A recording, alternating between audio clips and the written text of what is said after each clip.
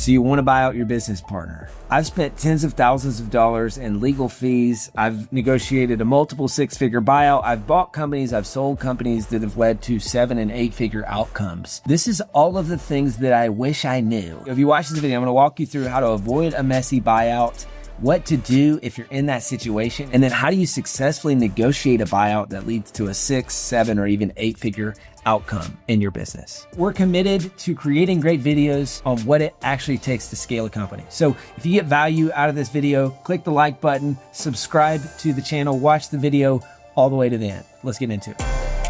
So let's start with how to avoid this in the first place. Now I get it, if you're watching this video, it's probably too late, but maybe you're in the early stages of thinking about buying out your business partner, or maybe there's still time. The best way, and this is a huge mistake that I made, it's cost me a ton of money, this is the thing that you need to do to avoid this in the first place, is to have a strong operating agreement. Now I know this feels weird, and that's why this is a rookie mistake that a lot of entrepreneurs make. It feels like, oh, we're starting this business, it's so exciting.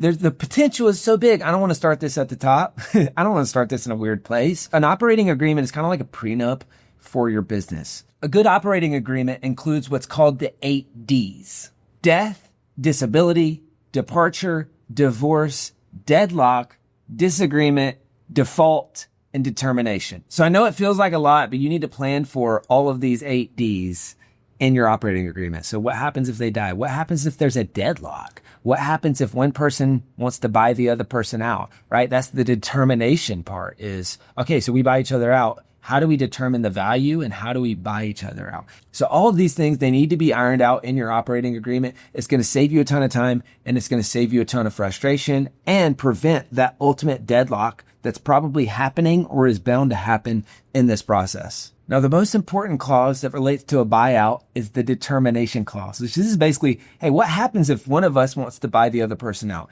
Now, there's 2 common formats here. The first one is the shotgun clause. So it's kind of like, as a kid, I don't know if you ever did this, I love sweets. If we had sweets around the house, that was a big treat. But if you got to split them with your brother or you got to split them with somebody else, we did this game called You Cut, I Choose.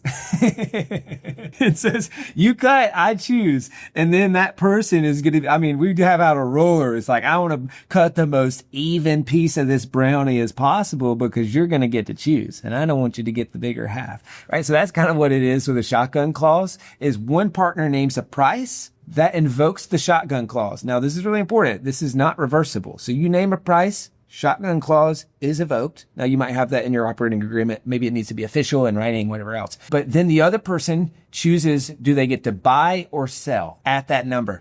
Personally, I don't love this clause because I want to have some sort of control of the outcome where I probably know, or you probably know, hey, I kind of want to be the buyer or I want to be the seller. So I don't love it, but it is highly effective and it avoids a ton of legal fees because it just cuts straight to the chase. All right. But then the second one, and this is probably more common, is a third party evaluation. You could do this a couple ways. You could say, hey, we're the predetermined valuation. So we're going to do 3x EBITDA or 3 to 5x EBITDA is kind of a common valuation for service-based businesses. You can figure out what's a common valuation for the type of business that you have and then say, hey, based on this, we're going to land at this number. So 4x trailing 12 months EBITDA, right? So, all right, over the last 12 months, we made $1 million. 4 times that is $4 million. So that is the buyout price. If I own 50% of the company, well, then I got to pay you $2 million to buy out your share, right? So that's one way to do it. Predetermined valuation. It can be a little bit tricky, a little bit messy. It's not perfect, but I'd rather have that than nothing at all. Or you can do a third party external valuation. So that's where, you kind of want to determine how you do that. We're going to hire one person, or you're going to hire 2 people and then split the difference of their valuations. But that's where you bring in an outside party that should be connected to neither of you to determine the valuation of your business. There's a bunch of companies like this that exist. They'll charge you a few $1,000, probably maybe more than that. And they'll do a full breakdown on how much your business is worth. And they'll give you a number. Again, kind of high stakes, but that is, in my experience, the best way to kind of cut to the heart of what the business is actually valuing. So either way, you need to have that in your operating agreement. Hopefully you do have that in your operating agreement. And if it's, before the point of, no, for sure, we're buying somebody out, now might be a good time to start those conversations, get your operating agreement edited or maybe created in the first place. If you're me, we didn't have one. It's one of the biggest mistakes that I made. It's cost me tens of thousands of dollars, maybe even 6 figures. So now that you've hopefully got the determination clauses in your business, it should be pretty straightforward. But my guess is if you're watching this video, you probably don't have those. And so you're trying to figure out, hey, how do I get me and this person, this moron, to decide on a fair valuation? Right? Isn't that funny? They probably think you're the moron. You think they're the moron. Both of you are wrong. You got to figure out how to find common ground here. So there's those two clauses that we talked about. But the best way that I found to get consensus is say, these are the common valuation methods. Do you agree or disagree? Okay. Unless they're just unrealistic or, unfair or just not want to work with you, they're going to agree on that. Would it be fair if we used one of these valuations for the business? And then you start from that to get a fair valuation. So the most common valuation mechanisms are multiples of revenue or multiples of EBITDA. Now, you might also have multiples of recurring revenue, but that's it kind of buckets into the others. And so multiple of revenue, super rare. This is more in the software world and maybe even pre-profit, pre-IPO, any of that stuff. Maybe you've got a multiple on revenue. Not a great way to evaluate most businesses. Multiples of EBITDA, that is like the most common, most standard way. And so again, EBITDA, it's basically net profit, but it stands for earnings before interest, taxes, depreciation, and amortization. So it's basically just common size profit. So before any of the weird, funky stuff, what did this business make? And so typical EBITDA multiples, like I mentioned, they're somewhere in the 2 to 5x range of trailing 12 months or trailing 3 years average. So the most important thing here is you're not buying a business or you're not buying out someone based on future potential. You're buying them out based on past performance. This is where I see most people at odds. One partner says, oh yeah, but we're about to have a massive year. And this coming year, we're going to make $1 million. Last year, we only made $100,000, but this year we're going to make $1 million. So what we're going to do is we're going to do a 3x future revenue. No, that's just not how businesses are evaluated. And so if you can get your partner to agree on that common mechanism, like I mentioned, which is we value it based on past performance. I get it. You might have high hopes or I might have high hopes, but we just can't value this business based on that. We've got to value it on past performance, trailing 3 years, preferably. If it's a newer business, shorter business, maybe 1 year is a starting point. Now, then that multiple, you might think, well, what's the difference between the 2 to 5x EBITDA multiple, or maybe if it's a SaaS business, 5 to 12x EBITDA multiple? Is it's basically just, if you think about it this way, how likely is it that this profit continues? That's the core question. There's a bunch of other things that you can ask underneath that, but how likely is it that this profit continues? So if you have a recurring revenue, multiple goes way up, right? If you have repeat business, multiple goes way up. Now, there's a bunch of things that will make the multiple go down. If there's key man risk, so if I'm buying you out and you're a key person in the business, that multiple goes down. If maybe there's market conditions that make the multiple go down. Maybe you've got concentration risk. 80% of your revenue comes from one customer. That's not good, right? I lose that customer. If I'm buying you out, we lose that customer because maybe they have a relationship with you. This business is basically worthless. So you need to think through all of those things. And again, hire an expert. This is not tax advice. This is not investing advice, anything like that. But those are all the considerations to make when determining that most important, most critical number, which is how are we going to evaluate it? Probably based on EBITDA. Well, what's the multiple? So now you know operating agreement up front. That'll show you how to avoid this in the first place. And then secondly, what are the clauses and how do you value this business? Now, how do you go from I want to buy out my partner, or maybe I want to get my partner to buy out me? So from there to finished deal, check, sent, one person running the business. There's 4 steps. Number 1, you need to state your intentions. All right. And you need to try to get the other person on the same page. Hopefully you are. I know this can get really contentious, but you need to put yourself in their shoes and figure out how is this a win for them, and then communicate in those terms. And I know you probably don't want to. You guys are probably pissed at each other right now. And there's a reason you're watching this video, right? It's because you're like this, but you need to state your intentions. Now, maybe you want to buy them out. Maybe you want them to buy you out, or maybe you don't care. But just like I did, I said, hey, one of us is buying the other person out. We're hiring a mediator to mediate this process. That's it. Those are the non-negotiables for me. We can do anything within that. So once you've stated your intentions, number 2, here's what to do if they're not interested. This is where it kind of stops for a lot of people, is you say, I want to buy you out. I'm not interested. Or I want you to buy me out. I'm not interested. If you're in the buyout position, things are going really well. You've got a business partner that's thinking, I'm on a gravy train. No. How about no? How about I buy you out? How about no? Because I want to just stay on this gravy train. So here's what you got to do. There's kind of 3 steps within this step. Is the first question I ask is, what would it take? Hey, just dream with me for a second. What would it take? What would have to be true for me to be able to buy you out of this business? Right? And they're probably going to throw out a crazy number, but at least it starts the conversation. And then the second question I would ask is, do you want to buy me out? Right? So maybe you reverse it a little bit. And if they're kind of playing hardball and saying, hey, I don't want you to buy me out, we'll say, hey, you want to buy me out? And it at least starts the conversation. And then thirdly, especially if you're running into roadblocks there, and I think you should do this either way, but get professional help. When I came to my business partner and said, hey, here's 3 mediator options. I don't care who we pick. I think this guy's really good, but you pick one that you want, because I don't want you to think they're working for me, because they're not. They're working for us. And it was the most expensive one.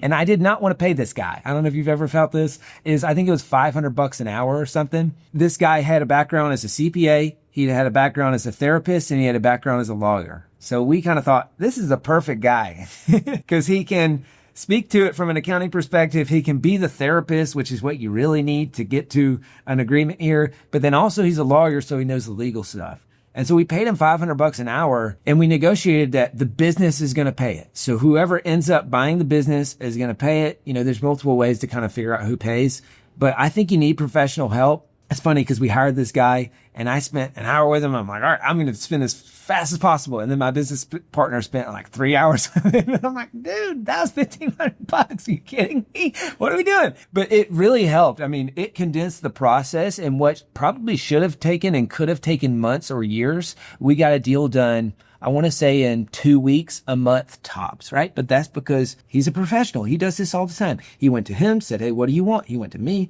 said, what do you want? He did a bunch of prep work, talked up the other person to the other person, brought us together, was like, hey, I think we've got something here. Okay, we're going to get through this. In that session, we negotiated what he called a memorandum of understanding. This is really important. Kind of a point within a point within a point is you've got this memorandum of understanding, which is a lot of times the easiest way to get the first yes.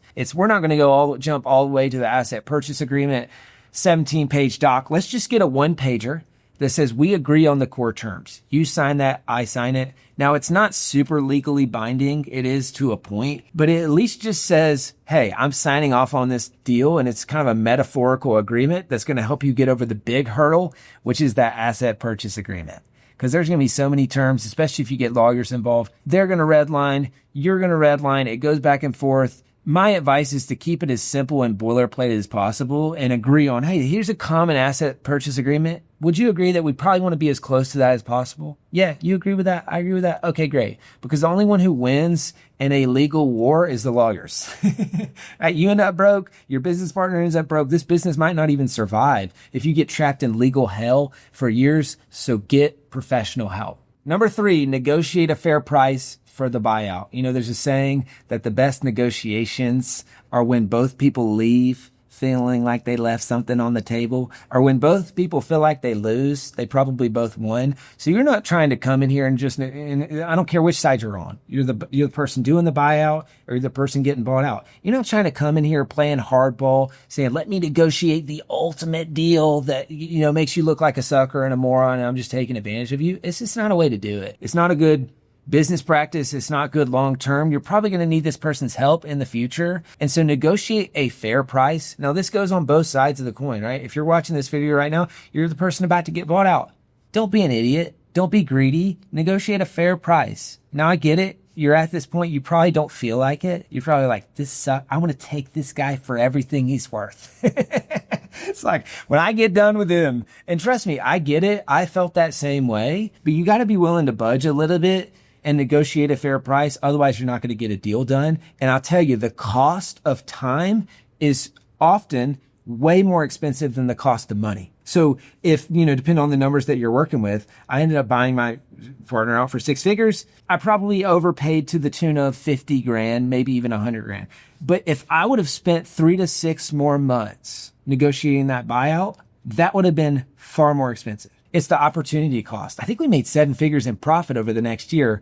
So if you think about that, half of that, it would have cost me $250,000, $500,000 in lost profit or opportunity cost, not counting the momentum that compounds. So a lot of times a faster deal where you lose a little bit is better than a slightly better deal that takes 6 more months to iron out. So negotiate a fair price. And then number 4, and this is the last one. This is one of my favorite frameworks, is in order to do that, sure, you got the valuation mechanisms that I talked about earlier, but you need to use the law of price and terms. This is a big one. You heard of this? Law of price and terms says that, the price can be whatever it is as long as the terms are correct, or the terms can be whatever they are as long as the price is correct. So you get to pick one. And so maybe you're negotiating with a really tough negotiator or someone who has an unfair valuation. And they say, $3 million, that's it, take it or leave it. And so you might say, well, there's no way I'm getting to that price. But guess what? You can if the terms are correct. So you might say, totally, I want to help you get to that $3 million price. Absolutely. Here's how we're going to do it. Here are the terms that I would agree with to get you there. So that terms might be, I give you $100,000 up front. Those terms might be, this is a 5-year seller finance note. Those terms might be, we've got to hit X profit milestones in order to do that, right? So you've gotten them to their price, but only if those terms are met. So this is one of my favorite things and one of the best things when you get to that just fork in the road where no one's budging, to say, all right, I can get you to your price. I can get to about any price. Now, it might not end up getting paid out if we don't hit the terms, but these are the terms that would have to be true in order for you to get to that price. So a lot of times you can do that. It's the best way to bridge between the two, because they get to say that they sold for XYZ. And then sure, if you meet the terms, they did. But if not, you still get the price that you want. So it's kind of a good way to have the best of both worlds, or to come to an agreement when someone's not budging on price. So that's it. That's the process. I feel for you. I empathize with you in this moment. This is really hard. Okay. So keep your head up, get a good support system around you. That was one of those helpful things for me, is I just had people that are encouraging me daily, because a lot of times this is a long process. It's a drug out process. It's like a divorce. It doesn't feel good. Nobody's happy. You got employees in your business that probably know that it's going on. It's a frustrating place. So keep your head up. Keep moving forward. Use the tips that I walked through in this video to get to a good resolution that works for everyone. I hope that you enjoyed this video. I'd love for you to do 2 things right now. Number 1, comment below. Let me know what was your biggest takeaway from this video, or maybe you got some crazy buyout stories. You can drop those in the comments as well. I'm sure we can all sob and see each other's stories in the comments. Sometimes it's just helpful to know that you're not alone and you're not the only moron going through this process, right? So comment below, let me know your takeaways or a story that you have. And then secondly, share this video. So maybe you need to send this to your business partner that you're trying to negotiate with and just say, hey, this is a good process. It's a fair process. Or maybe you've got an entrepreneur buddy that's going through the same process. Share this video with them. So as always, we got a lot of great videos on scaling your business coming up on this channel. So if you want to know what it really takes to scale, click the like button on this video, subscribe to this channel, and we got a bunch of great videos coming up. I'll see you in the next one.